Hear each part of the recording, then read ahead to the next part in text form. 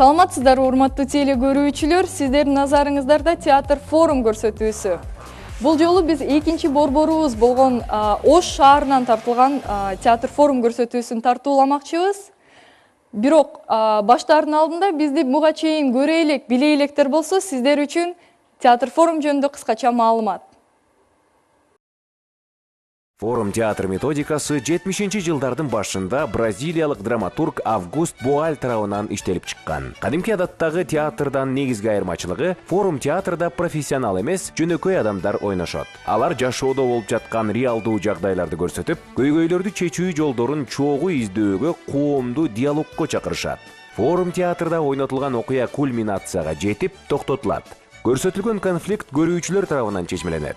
Көрүүчүлөр оюндун каалаган жеринен стоп белгиси менен токтотуп, каалаган каармандын ордуна сахнага чыгып, анын ролун өзүнүн көз карашы менен кайрадан ойноп берет. 1, 2, 3.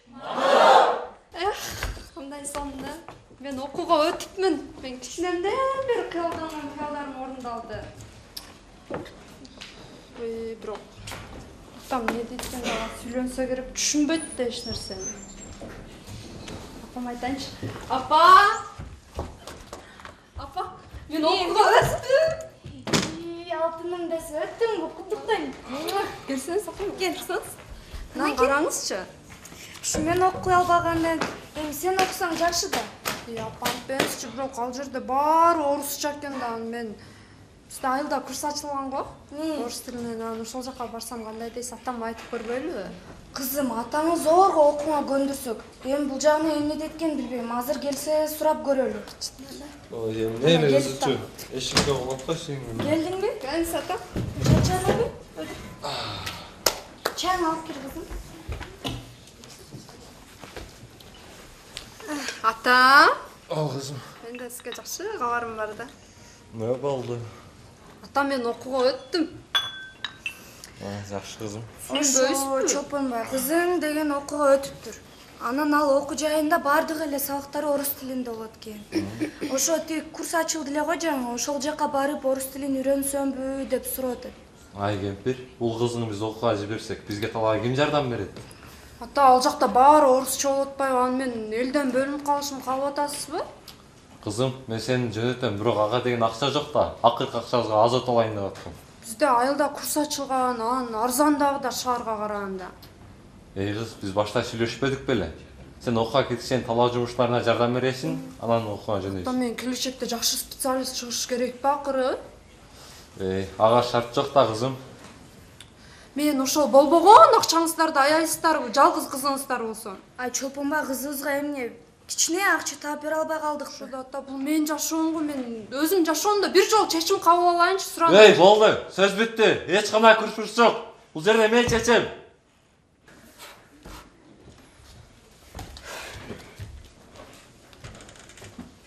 Ай, Жека, эмне кылып атасың? Жека эмес, Жека. Ошо Жека, эмне кылып атасың? Машык атам, эртең менин соревнование болот. Сага эле жыргап, жыргап жүр. Баса бизде окууга тапшырардан мурун эмне медосмотр деп ошондойдон өтүш керек экен го. Мени алып барып келчи, сурамакчы. Өзүң эле бар берчи. Мен билсем өзүм эле бармакмын да. Мен кыйналып кеттим, ойлосоң мен жалгызсырап кеттим. Жок дегенде подружкалар менен тааныштырып койчу. Сен орусча билбесең, кантип сүйлөшөсүң алар менен? Мен үйрөнмөкмүн да. Сен апам тамак кыл деген. Кылбайсыңбы? Чын эле.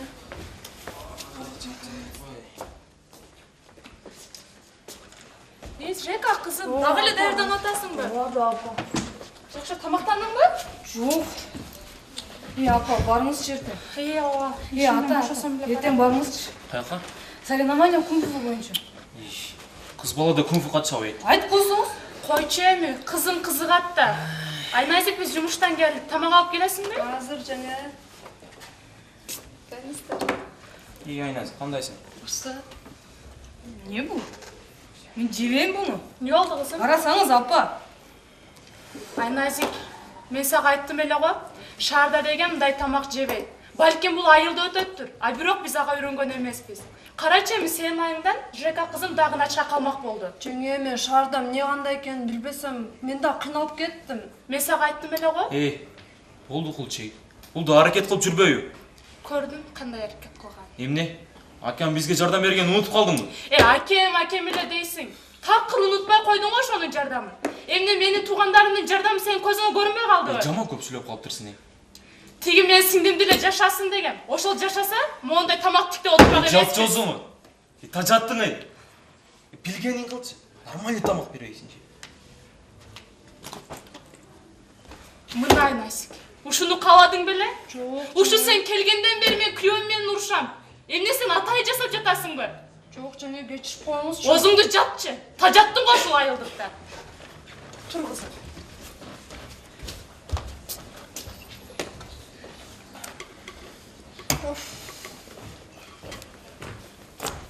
Жакшы болот, контрагым акчасы келип калыптыр. Эми контрагымды төлөсөм, урдатып жүрбөсөм эле болду.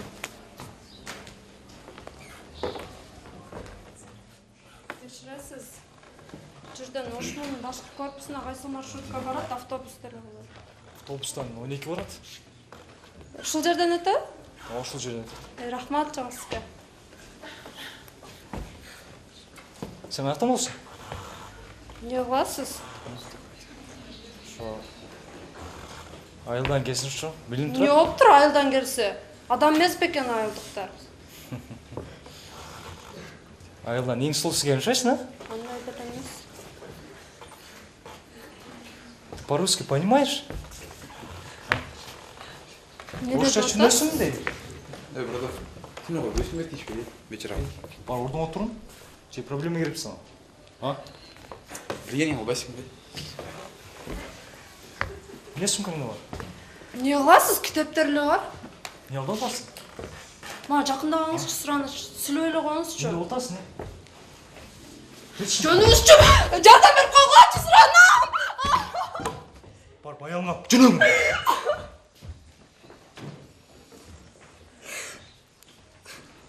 Айбек, мұны қарсаң, бұл бутылканы көрдің бе? Ешсі жоқ. Мен баштай қойдым. Опа, ме, бұл қиын саға. Айназик па? Қандайсың Айназик? Не, настроениң жоқ қо? Акчам урдап жүр. Оқтық, жаман болуптур. Эми өзүң күнөөлүсүң да. Мен каяктан билиптин, ойлонсоң. Мен сага качан айттым, ошондой эле төлөп коюш керек болчу. Қойсаң Айбек, өзің күнөөлүүсүң, айтканмын дейсің. Эмне сен буга переживать этасың? Мен деле келгенде ушундай абалда болгом айылдан. Койгулачы балдар, мен Эч ким жардам берген болот эмес. азыр, айтсаңар. Не кылам, мына Зикам чакырып атат. Бар эми Зикам менен сүйлөшүп ал. Отчислениең кылабы, кылбайбы чечилет. Сен кабатыр болбо. Соныч, мен кошо кирчи, мен коркуп атам Зикамдан. Билесиң ал мен уша берет. Баары жакшы болот. Ийгилик сага. Да, входите. Здравствуй, Азимова, проходи. Слушай, я хотел с тобой серьезно поговорить.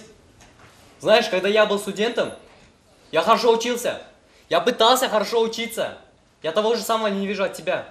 Что ты сможешь сказать в свое оправдание? Да, агай. Да. Я стар. Кыргызча сүйлөчү. Агай, мен кыйналып кеттим, ойлонсоңуз. Мен түнү менен орус тилин жаттап атам. Бирок мен да түшүнүп коюңузчу, сураныч. Айназик, сен аракет кылбай атасың. Бир ай өттү. Бааларың начар. Орус тилин өргөнбөдүң.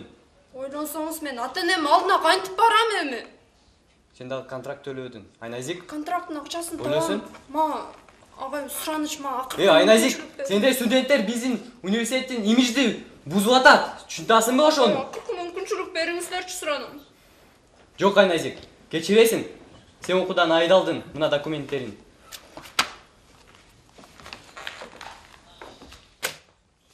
Не, мен ким түшүнөт өзү, айткылачы бул жерде.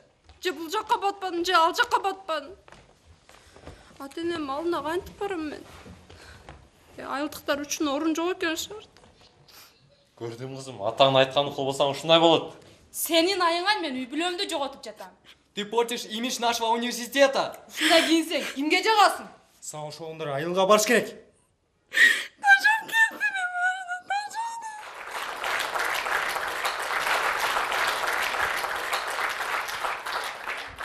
Демек бул биздин сахналаштырган оюн болду. Кандай көйгөйлүү маселелер менен биздин каармандар күнүмдүк жашоосунда кандай тоскоолдуктар менен күндө кездешип жатат? Бул жерде көрсөтүп кетти го. Тил маселеси болуп атат бир жагынан. Себеби Кыргызстанда жүрүп, көп эле нерсе кыргыз тилинде болбой калгандыгы себеп болуп атат. Анан кийин ар бир университеттин же болбосо кандайдыр бир окуу жайлардын орус тилине көбүрөөк басым жасап койгону да. Эгерде биз Кыргызстанда жашайбызбы, кыргызча сүйлөсөк, же болбосо сырттагы ар бир адамдын сүйлөсүн, ар тилде сүйлөсүн, бирок кыргыз тилин унутпасын да. Чоң рахмат. Бул жакта ой бар экен. Саламатсыздарбы? Саламатсызбы. Бул жерде эң биринчи ата эне өзүнүн баласын түшүнбөй атат. Ата энеси түшүнбөстүк менен баласына Эгер ал дагы ошол ата эне баласын түшүнгөндө, ага акча берип курска жөнөткөндө бул нерселер келип чыкпайт. Чоң рахмат. Эң негизги каарман бул жакта ким деп ойлойсуздар? Кыздын аты ким эле? Айназик экен, Айназикте кандай кыялдары бар болчу? Менин оюмча бул Айназик өзү окууга өтүп, ошо курска катышып, орус тилин жакшы өздөштүрүп, ошону кыялданган. Демек окууга өтүүнү кыялданып атат. Дүйнөдө мындай шаарда өздөштүрүп жакшы жашап калганды кыялданып атат, чоң рахмат. Анан ошол кыялдарына окууга өтүгөнү, жакшы адис болуп чыкканы өзү дагы айтып атты го, мен жакшы адис болуп чыккым келип атат. Мен келечегимди ойлоп атамын деп, Ошого эмне тоскоолдуктар, конкреттүү тоскоолдуктар ошо Айназиктин алдында чыкты? Булардын биринчи эң тоскоолдугу бул окуудан айдалышы болду да. Буга себеп биринчи акчасын урдатып жүрдү. Бул эң чоң тоскоолдук деп ойлойм да. Эгерде ошону урдатпаганда ал окуусун кайра улантып окуй бермек. Азыр биз кайрадан бул сахналаштырган оюнду ойнойбуз. Ушул жерди өзгөртүш керек десеңиздер, колуңуздарды көтөрүп туруп, стоп дегениңиздерде мен сиздерди сахнага чакырып алам дагы, силер бул жактан өзүңөрдүн оюңарды ойноп көрсөтүп бересиздер. Анда 1, 2, 3. Кеттик. Окууга өтүп, кичинемден бери кыялданган кыялдарым орундалды. Бирок атама айтсам эмне дейт экен, дагы сүйлөнсө керек. Түшүнбөйт да ал мени. Ком айтайынчы. Апа! Эмне болду? Мен окууга өттүм. Алтыным да сатыктайм. Апа кел. Берсеңиз отурсаңызбы? Канаки? Мен окубаган оку дейм, сен окуп келсиң, Бирок ал жерде баары орусча экен окууларым, ал мен кыйналам го, ошо бизде курс ачылган го айылда. Анан ошого барсам эмне дейсиздер, атам айтып көрбөйдүбү? Кызым, атаң өзү окууга зорго көнгөн болсо, эми бунун чыкса билбедим азыр, айтып көрүш керек эмне дешин. Келсинчи? Келип да калды. Эмне сүйүнгөнгө эшикке коет ба? Келдимби? Чачыбайм. Кызым, чайың алып кир. Ата, менде сизге жакшы кабарым бар. Мен окууга өттүм. Жакшы. Сүйүнбөйсүзбү? Жаман чарчаттым. Ошо Чолпонбай кызың окууга өтүптүр. Анан ал окуусунда бардыгы эле сабактары орусча экен, орус тилинде экен. Ошого тиги курс ачылбады беле бизде? Ошол жерге барып орус тилин үйрөнөйүнчү деп сурады. Ай кемпир, азыр кайда курс? Экинчи күнү мезгил башталганда курска жиберсек бизге ким жардам берет? Стоп. Атыңыз ким? Айжан. Айжан, сиз кимдин ордуна келдиңиз? Кызынын. Кызынын ордуна? Кайсы малдан? Акча сураган малынан. Анда 1, 2, 3. Ата, мен окууга өттүм. Сизден ошо баал жакта баары орусча экен, ошого сизден акча сурап курска барсамбы деп ойлодум эле. Акча сурап? Мен акыркы акчама деген азот алайын деп тургам. Каякта акча? Сен өзүң орусчаны үйрөнгенсе үйдө деле үйрөнө бер. Ал жака барганда эле үйрөнүп алсын орусча. Андан көрө бизге жардам бер. Чопонбай, эми барам деп атат, акча таап берели? Кемпир, сен деле билесиң го, азот алайын деп турганбыз. Азыр күз болуп калбадыбы? Азот эмне кыласыз? Кийинки жылга келем. Кыз, сен эми оертин тапшырып эми келдиң го. Күз эмес эле азыр азот себеп турган мезгил.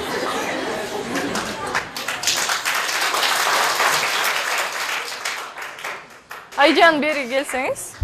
Айжан, сиздин оюңуз боюнча сиз бул жака кандай маселени, кандай тоскоолдукту чечейин деп чыктыңыз эле? Мен үйдө деле мындай проблемалар болот да. Атаман акча сурасам жок дейт. Анан кийин мен мейли дейм. Анан атам ойлонуп көрүп кийин бериши мүмкүн да. Сиз андай стратегия менен чыгыпсыз, ойлонуп туруп көрсө болот эле да, атабызчы. Анан бербей койсочу эмне кыласыз? Бербесе өзүм аракет кылмакмын. Жакшы, чоң рахмат. Бул жакта дагы эмне кылса болот эле ошол тоскоолдуктарды чечүү үчүн? Айтып көрүңүз, келиңиз. Атыңыз ким? Сапаргүл. Сапаргүл. Сиз Айназиктин ордуна. Кайсы малдан?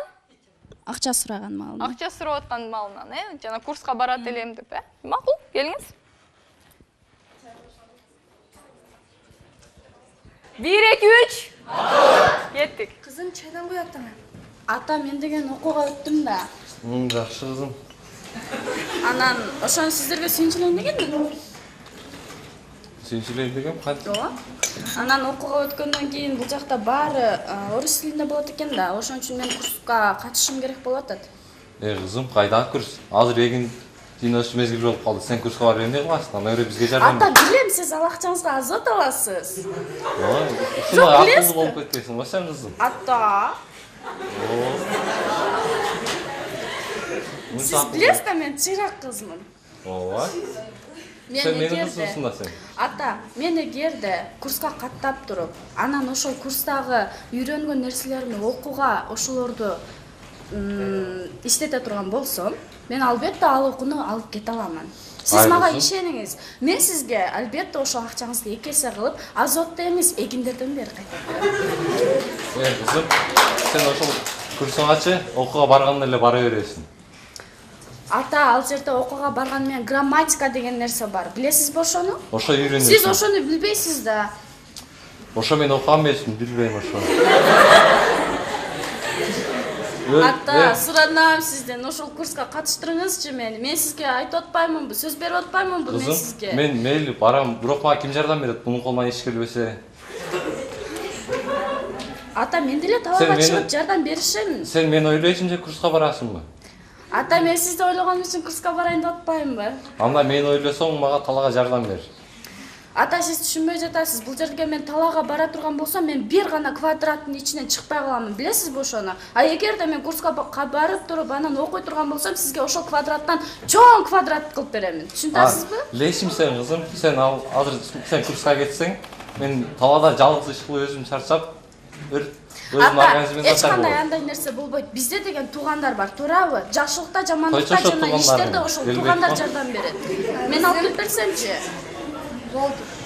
Эми атаңа деле ошону тил кайтара бересиңби? Жантан бери жок деп атат. Кайра айтканың менен көнбөйт. Сени окууга жиберем деди да. Макул апа. Жалгыз кыз болсоң. Жалгыз кыз болсом, анда мени курска каттатыш керек да.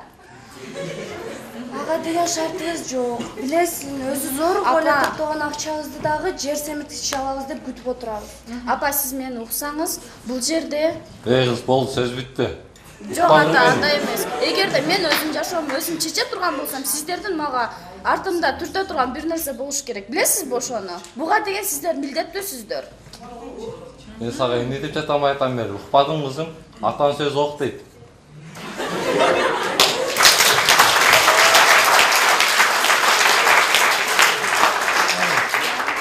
Сапаргүл. Жака келиңиз. Бул жакта негизги эле көйгөй бул деген ошо курстарбы же дагы башка көйгөйлөр болушу мүмкүнбү? Эгерде мен Айназиктин ордунда болгонумда, албетте бир эле курс менен чектелип калбайт элем. Себеби шаарга барса деле, мисалы подружкалар менен общение кылып, алар менен сүйлөшө турган болсо, речь үйрөнөт да. Ошону аракет кылып эле үйрөнсө болот. А бирок грамматика деген нерсе бар да бул жерде же. Сөзсүз түрдө ал грамматиканы окуш керек. Ата-эне эч бир баланы мисалы жаман кылышты каалабайт, туурабы? Бул ата-эненин милдети да. Эгерде бала кайсыл окууга окуйм деп, кайсыл жөнөмү бар болсо, ошол милдеттүү түрдө алып барыш керек, себеби бул баланын кызыгы. Уктуңар, бул жакта тил гана маселеси эмес деп айттык, Бул жакта кандай башка тоскоолдук болушу мүмкүн? Келиңиз. Атыңыз ким? Атым Эшимкан. Сиз кимдин ордуна келдиңиз? Мен атасынын ордуна келдим. Кайсы малдан? Кирип келген малынан. Кирип келген малынан. Келиңиz атасынын ордуна. Атасы. Даярсыңарбы? 1 2 3. Кеттик. Кызым чайдан кой. Ата турсаңыз мен сизге сонун жаңылыгым бар да. О кызым, кандай жаңылык экен? Мен окууга өттүм.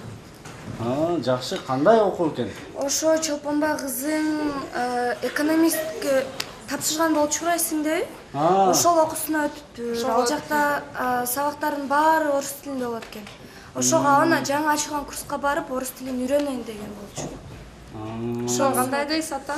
Эми түшүнүп атам, бизде да кичине каражат жагынан жок. Эми биз элдерге окшоп бай болбосок, болгону бир малыбыз болсо, эгинибиз болсо, каражаныбыз үчүн зорго жашасак, эми сенин да окууңду биз ойлонуп көрөйлү. Ата ойлонуп көрөйлү дейсиз да, мен өтпөдүмбү? Мен баары окушум керек, мен кичинемден бери кыялданганмын. Ата коңузчу антпеңизчи суранычы. Сен кызым азыркыны ойлонбо. Сен эртеңкини ойлон. Эртең сен барып ошол жакта жашай аласыңбы? Не кыла аласың ошону? Мен кийин жакшы окуп ата, мен баары ошону 2 эсе кылып кайтарып берем. Ойлосоңуз, мен тагдырыма балта чаппаңыздарчы ата. Шаарда эч кимибиз туугандарыбыз жок болгондон кийин аякта кантип каерде жашап? Канча окуйсуң? Ал жерде жатакана бар, ошол жерге жата берем мен. Бардык кыйынчылыктарга даярмын. Кызым, биз апаң экөөбүз кичине сүйлөшүп, кичине кеңешип көрөлү. Айтсаңыз сиз деле. Ошо Чолпонбай кызың деген окууга өзү өттү өзгөчө менен. Эми кичине жардам берип койбойлубу? Биз кичине ата сураныч ойлонбой эле коңузчу, мен жалгыз кызмын го. Сураныч ата. Ата. Берерсиз? Эми кызым, биз ойлонойлу. Ата ойлонбой эле коңузчу. Болду эми кызым черкелендик. Мен окушум керек, сиздер түшүнүп атасыздарбы? Эми шартты да түшүнүп кой да кызым. Сен шартты ушул убакка чейин түшүнүп келдиң го. Кичине акча берсеңиздер мен барып окуп барам. Үйлөнөсүң, биз кеңешели, анан сүйлөшөбүз. Ата кеңешпей.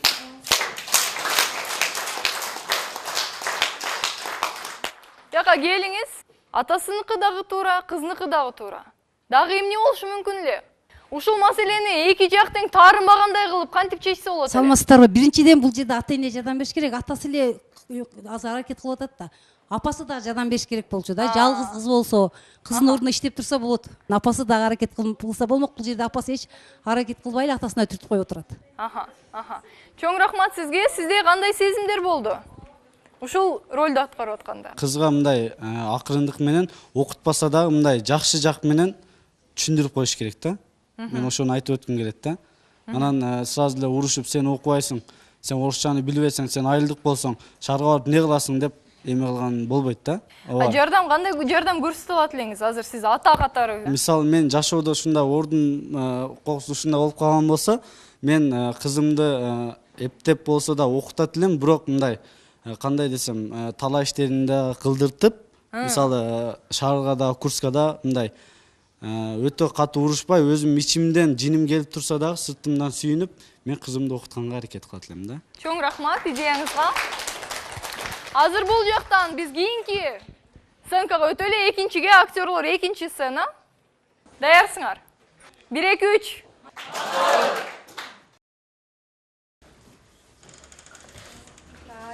Жека, эмне кылып атасың? Жека дечи. Ошо Жека, эмне кылып атасың? Маршрутка. Сага эле жыргалы. Ертең соревнование болот. Баса, мен башка нерсени сурайын дедим эле, жанагы окууга өтөрдөн мурун не дейт жана медосмотр дейби, ошондой бар экен го. Ошого барып келчүмүн мен сураныч. Өзүң эле бара берчи. Мен билбейм да, болбосо өзүм эле бармакмын. Сураныч. Жок дегенде подружкаларым менен тааныштырып койчу, мен кыйналып кеттим, үйдө отуруп жалгызсырап кеттим. Сен орусча билбесең, алар менен кантип сүйлөшөсүң? Мен үйрөнмөкмүн да. Сен апаң тамак кыл деген. Кылбайсыңбы?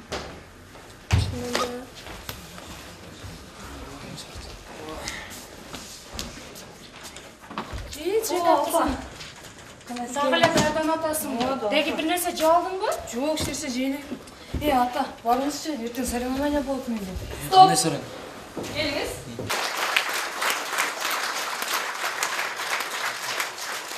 Атыңыз ким? Улкан. Улкан, кимдин ордуна келдиңиз? Айназиктин ордуна. Айназиктин ордуна кайсы маалдан? Тамак алып кел деген жер. Тамак алып кирип аткан жеринен Айназиктин ордуна. Даярсызбы? 1 2 3. Койчу, эми кызың кызыгат да ал нерсеге. Айназик биз жумуштан келип тамак алып келесиңби? Жакшы келдиңиздерби? Кандайсың? Эмне тамак бул? Жебейм. Эмне болду кызым? Карасаңыз, апа. Айназик, мен сага айттым эле го, шаарда деген мындай тамак жеилбейт. Биз мындайга көнгөн эмеспиз. Балким бул айылда өтөттү. Ой, мен алтын жеңешкам. Мен отурчу жайыма. Сен жасап келгичен кеч кирет, биз жумуштан кеч келгенбиз өзү. Отурбайсың. Сен эмне кылып атасың? Аракет кылып аткам мына. Өзүңдүн тууганың ошентип болушу бересиң, тиги кызың ачка калды. Сен үй бүлөң ким өзү? Жабазымы? Сен үй бүлөң ким? Жеңеш, андай болсо мага. Кайра ошол тамагын көтөрүп келдиңби? Кайрадан үйрөтүп койсоңуз мен жаңы. Ачка калды кызым. Сен жаңыдан жасагычың эмне болот билесиңби? Мен 1 айдан бери ушу сага үйрөтөм ушул нерсени. Ой, жеңе, эчтекен үйрөткөн жоксуз го, эми үйрөтөсүң. Сен бир нерсени үйрөнсөң үйрөтөмбү? Болду. 1 айдан бери. Кичине үйрөтүп койсоң эмне болуп калат? Тиги менин сиңдим жашасын дегем ушул үйдө. А сен көнгөн эмесиң, ушундай былчылдаган тамакты карап отурган эмеспиз азыр. Билгенин кылчы, тажаттың, Мына эмесик. Ушуну кааладың белесиң? Ой, жеңе, мен жасап келдим. Сенин айыңдан болот ат ушунун баары. Эртеден кечки маалда күйөө менен урушам сенин айыңдан. Эмне муну атайы жасап атасыңбы сен? Мен атайы жасаган жокмун, жеңе, жаңыдан жасап келейин анда. Жаңыдан жасасаң тиги кетти, мен күйөөм кетти. Ачка жүрөт эми көчөдө, сенин айыңа. Келет, ошо ичип алып кайрадан, Сенин айыңан ошонун баары. Ошо сенин айыңдан мен 1 айдан бери ошол абал. Карачы эми кызымдын отурганын. Ачка, эртең бул жарышка барыш керек. Кантип чыгат ал жерге? Жека, жүрү, мен сага анда жаңыдан тамак жасап берем. Уже уктоочу мал болду. Сен каяка да? Ачка эле уктай бересиздерби? Сен ушинтип жасасаң анда эмне кылмак элек? Анда көчөдөн тамактанып келейин. Көчөдөн тамактанга эмне? Ашыкча акчаң бар. Бул үйдө жашабай эле өз алдынча ата-энемдин жанында жашайм, же болбосо досторумдун жанында жашайм. Сенин бул үйдө жашап жатканыңа эгерде баштуу болсоңуздар, мен кетем анда бул жерден. Пожалуйста. Жакка келиңиз. Айназик. Азыр бул жакта бул өзүн татаал оор мындай ситуацияга калып калды, Айназик аягында. Айназик, сиз эмнени сездиңиз? Эмне үчүн сиз ушул чечимге келдиңиз азыр? Мен кетейин деп. Мен аракет кылдым, бул жеңени жакшы сөз менен дагы, жаман сөз менен дагы алдап болбойт экен да. Ошол себептен өзүм башымы балеге калтыргандан көрө өз алдымча жашаганым жакшыраак да. А каяка жашай аласыз? Азыр ушул жактан кетти дейли да? Сиз кетти дейли. Азыркы моментте сиз ушул жактан чыккандан кийин каяка барасыз? Шаарда эч ким тааныбайсыз. Досторум бар да, бирге чогуу окуганчы. Анан ошолор менен 1-2 күн жашап турмакмын, өз алдынча жумуш таап. Анан жумуш таап? Жумуш таап. Окуп, анан жумуш таап. Эми окуу деген саат 3-4кө чейин эле болот да, андан кийин бош болосуң. Ошол себептен өзүм алдымча жумуш таап, иштенип, анан картплатка бермекмин. Ошентип өзүм турмушумду бардык эле адамдар келгенде эле миллионер болуп келбейт да, студент болгондон кийинчи. Ошол себептен мен өз алдымча жумуш таап, өзүм арам өзүм сүрүп кетмекмин. Чоң рахмат сизге.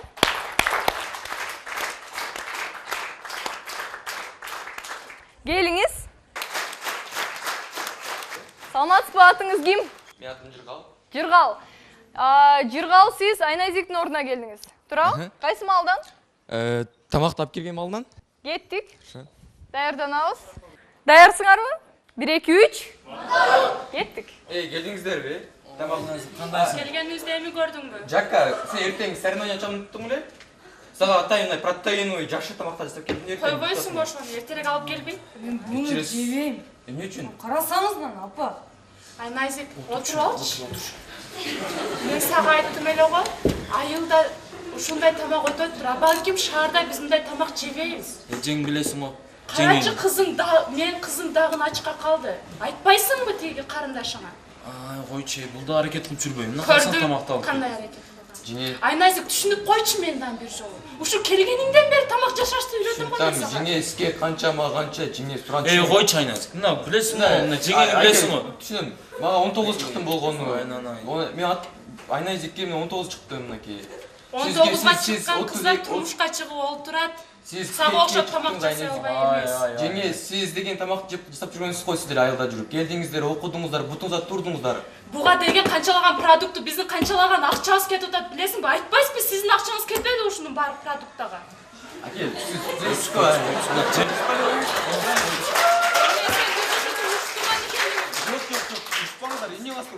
Ошо сен келгенден бери биз экөөбүз урушабыз. Сен келгичекти биз кандай бактылуу элек. Болду эй! Тажаттың эй! Карчы колуңу! Өзүң же тамагың. Ачы. Көчөгө чык тамак жеймиз. Ушуну кааладыңбы? Эмне сенин айыңда мен үй бүлөмдөн ажырашым керек. Эмне деген тамак бул? Өзүң жеп көрчү ошону.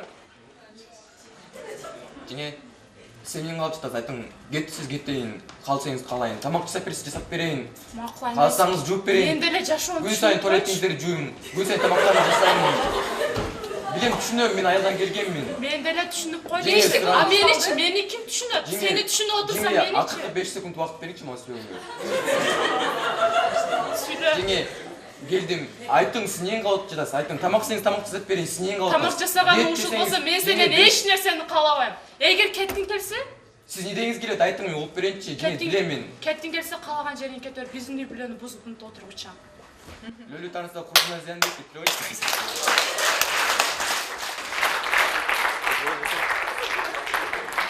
Ушул жакта менде мындай суроо бар да сизге, Жыргалбек. Сиз мындай айтып атасыз, мен ошол тамакты жасап коеюнчу, жеңе, кайрадан жакшылап жасап берейинчи депчи. Сиздин оюңуз боюнча ошол тамакты жакшылап жасап берсеңиз, бул жакта бүт маселенин баары чечилеби эле? Жок, албетте чечилбейт эле, жеңе. Кандай маселе чыгат эле анда?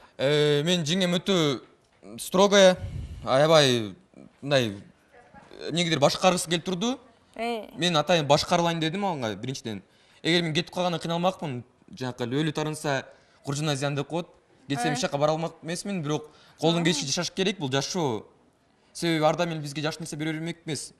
Бирок мен жеңем кичине болсо дагы бердим, жеңем мени укту биринчиден.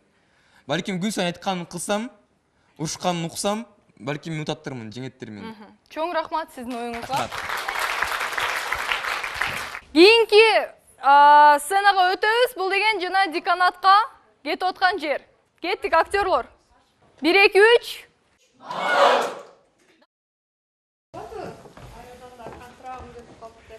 Төлөп койсом. Урдап жүргүсөм эле болду. Кечиресиз, бул жерден Ошкун башкы корпусуна дейби, ошондой жерге кайсыл барат? 12-чи автобус барат. Ушул жерден өтөбү? Ошол жерден өтөт. Рахмат чоң. Сен аяктан болсуң? Эмне кыласыз? Айылдан келсе билип турат. Айылдан болсо эмне болуптур? Айылдан сулуу кыз келчү айт, эмне? Жок, андай деле эмес. Сен орусча түшүнөсүңбү? Жакындабаңыз сурамычы. Можешь разговаривать на русском, а? Стоп! Келиңиз. Атыңыз ким? Муса. Муса, сиз кайсы маалдан Айназиктин ордуна келдиңиз? Бул остановкадан Ошмундун башкы корпусуна кетип атпайбы? Ошол жерден бул жигит мага келип тийишет. Кеттик. 1 2 3. Баштадык. Кечиресиз. Ошмундун башкы корпусуна кайсы маршрутка барат? 12-чи автобус барат. Сен аяктан болсуң? А? Мен ушул жерден эле. Ушул жерден кайерден болсуң? Эмне? Сизге керекпи? Керекти мага. Чото уже сосуд ата, шу айылдан кетип. Жыттабай коюң да анда. Айылдан эң суусу келиши, значит, а? Борчук болсом да, суу болсом да сизге эмне? Орусча сүйлөйсүңбү? Жок. Сүйлөйм. Эмне сүйлөй албайсың? Өзүм билем да, сизден сурап сүйлөшүм керек. Болгулачы. Түнү койчу ушундай. Сага проблема керекпи? Алдыма турчу. Билгени болчу. Ке сумканы берчи. Жыласың. Сумканы берсек не güzel. Жыласың. Бөлөм койчу. Не бар? Не бар?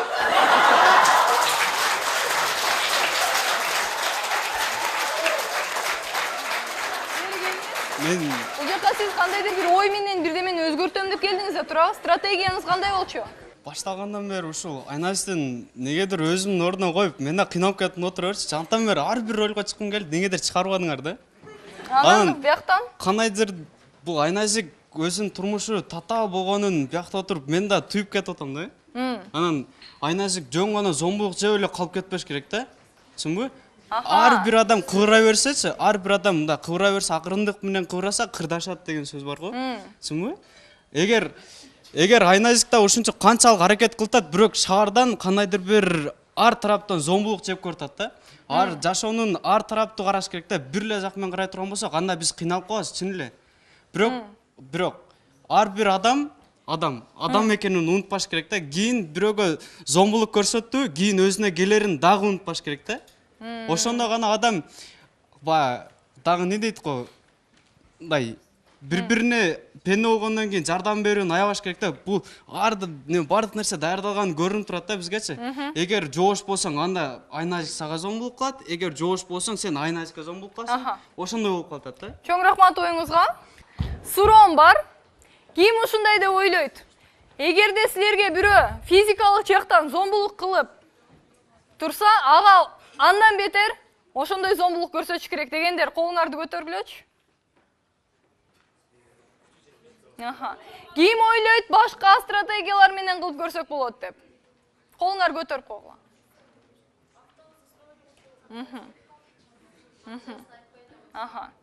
Чоң рахмат. Эң акыркы сценкага келебиз, декан менен сүйлөшкөн жери. 1 2 3. Кеттик. Айнажик, сен кабатыр болго. Баары жакшы болот. Сен менен кошо бирчи сураныч менен коркуп атам. Билесиң го деканды, мени көрсө урса берет. Басандан көрө. Сен сага ийгилик. Да, входите. Саламатсыз, папа, уруксат. Здравствуй, Азимова, проходи. Я хотел с тобой серьезно поговорить. Знаешь, когда я был студентом, я хорошо учился. Я пытался хорошо учиться. И теперь я декан. Я такого же не вижу от тебя. Что ты на это скажешь? Я... Кыргызча сүйлөчү. Мен аракет кылып жат. Мен күнү түнү окуп жатам орус тилин. Не кылдайсыздар, мен кыйналып кеттим. Айназик, 1 ай өттү. Баларың начар. Сен аракет кылбай атасың. Орусчаны үйрөнбөй атасың. Мен ата-энем алдына эми кантип барам? Ойлонсоңуз. Мен билбейм. Өзүң билесиң.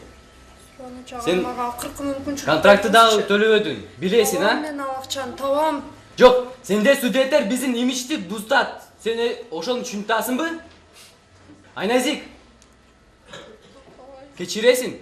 Сен окуудан айдалдың. Стоп. Ушул жерде Айназиктин ордуна болсоңуздар, кандай стратегияларды бул жакта кылсак болот? Эмнени өзгөртсөк болот? Башкача иш аракет.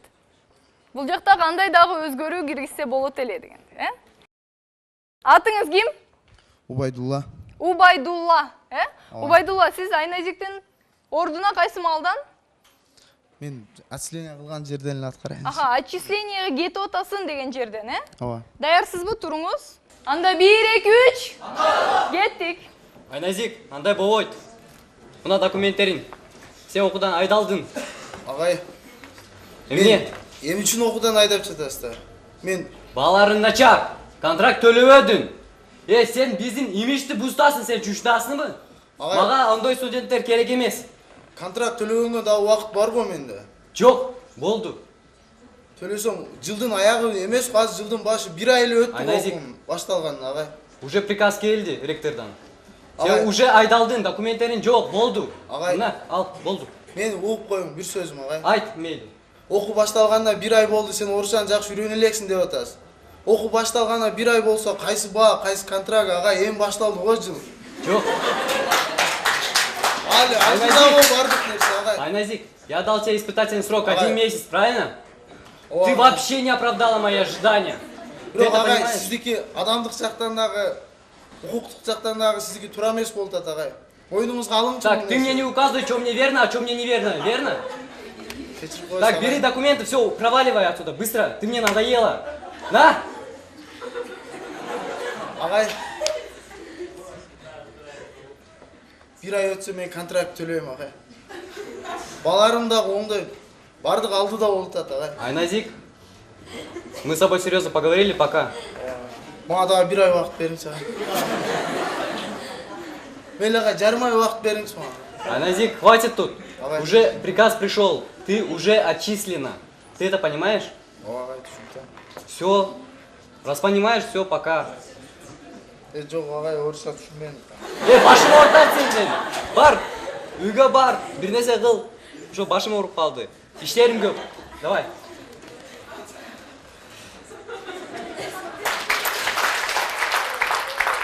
Токтоп туруңуз. Бул деген азыр балким ушундай ситуация болду. Мындан ары эмне кыласыз эми сиз? Мындан ары мен жөн эле үйгө кетип калбайм да.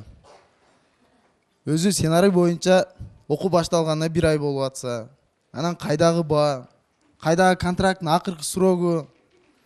Мен кайсы адамга барып арыздансам дагы меники туура болуп атат да. Мени декан укпашы мүмкүн, бирок башкалар угат деп ойлойм. Кимге барышыңыз мүмкүн анда арызданганы? Ректорго барышым мүмкүн. Аха, ректорго барышы мүмкүн экен.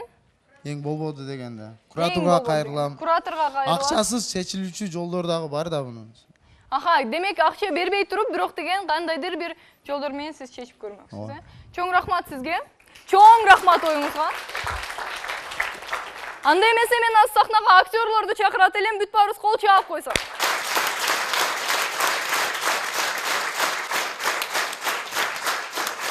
Ушул жерде алган сабактар, биз бүгүн үйрөнгөн нерселер, кандай тыянактар чыгардык, ой пикирлер, карама-каршылык болгон ой пикирлер. Ошонун баарын биздин жашоодо ишке ашырыш бул деген ар бирибиздин өзүбүздүн жоопкерчилигибиз.